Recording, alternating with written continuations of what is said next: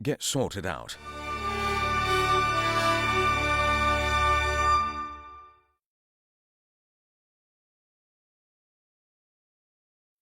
And we're speeding. Hey everybody, I'm here with another educational series on filmmaking and cinematography for Get Sorted Out.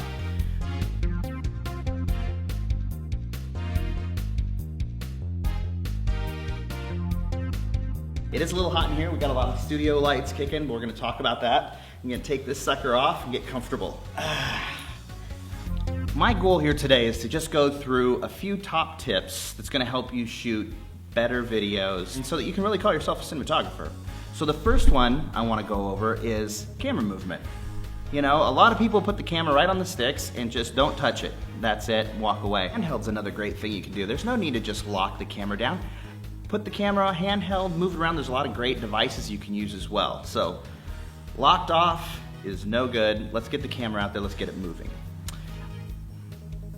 Now another great tip here is two cameras. What that second camera can do is cover more of the scene. So for example, I'm here talking. If I were to flub a line, you could cut around that. Another good tip here, and it's an easy one, is a shallow depth of field. And what does that do for a filmmaker on a budget? It takes the set, you can adjust where you want your focus line in a shallow depth of field. And now we're gonna move on to another one. If you're using lights and you've got a 3-point lighting system, this works great for, you know, action scenes, and it also works great for interview. Key light, a fill light, and then a backlight that separates us from the background. So there you can see, that's just the key light. Now let's go ahead and take a look at just the fill light and turn the key light off. Oh, come on. Okay, great.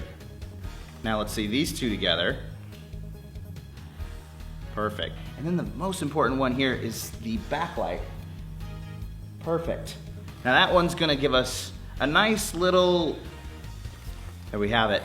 Another tip for you is the rule of thirds, and that comes in with framing. How do you want to frame things? What you want to do is you want to break up the frame into thirds, both vertically and horizontally. So if you were to draw lines through there, now just like I can see there, I've got thirds. And it is more visually pleasing, and that's just proven by a lot of statistics, that if you put your subject on the third line, or you put them on those intersecting points where those two third lines meet, that's really as good as it gets right there. You get that going and you've got your three lights happening, you're guaranteed a creative shot.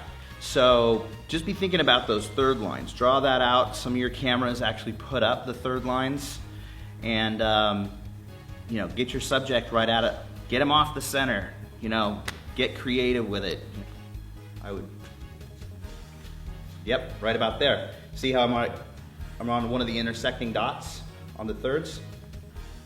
And the creative analysis does show that putting things in these key points, and there's other data points that they're working on as well, the rule of eighths, the rule of sixteenths, but that can get really complex. And okay, one more tip for us today, and then I'll wrap it up. And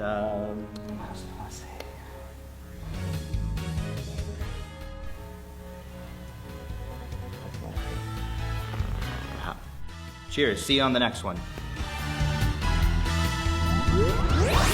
Now you're all sorted out.